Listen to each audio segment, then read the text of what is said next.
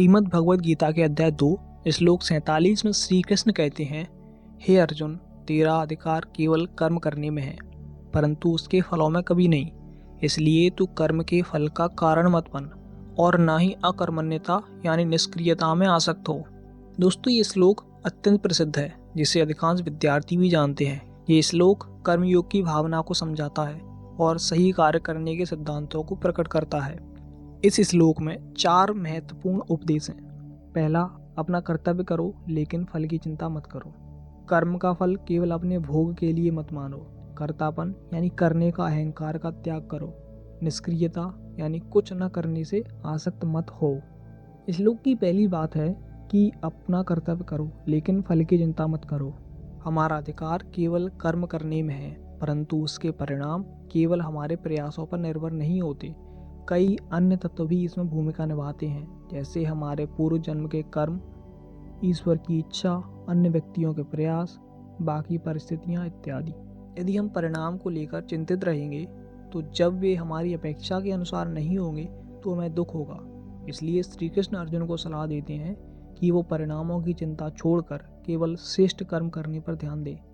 जब हम फल की आसक्ति छोड़ देते हैं तब हम अपने कार्य में संपूर्ण मनोयोग लगा सकते हैं, जिससे परिणाम और भी बेहतर होते हैं। इस श्लोक की दूसरी बात है, कर्म का फल केवल अपने भोग के लिए मत मानो। कर्म करना मनुष्य के स्वभाव का अंग है। परिवार, समाज और व्यवसाय में हमारे कुछ कर्तव्य होते हैं, परंतु हमें यह नहीं सोचना चाहिए कि इन कर्मों के फल केवल हमारे सुख के लिए हैं।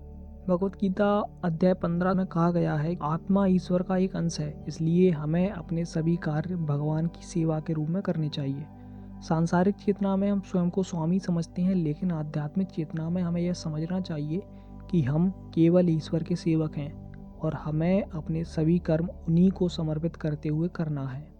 श्लोक की तीसरी बात है, कर्तापन यानी करने के अहंकार का त्याग करो। श्री कृष्ण अर्जुन को कर्तव्य अभिमान यानी मैं ही सब कुछ कर रहा हूँ, इस अहंकार को त्यागने की सलाह देते हैं। वास्तव में हमारी इंद्रियां, मन और बुद्धि स्वयं से कुछ नहीं कर सकती। ईश्वर की शक्ति के कारण ही हम कार्य करने में सक्षम होते हैं।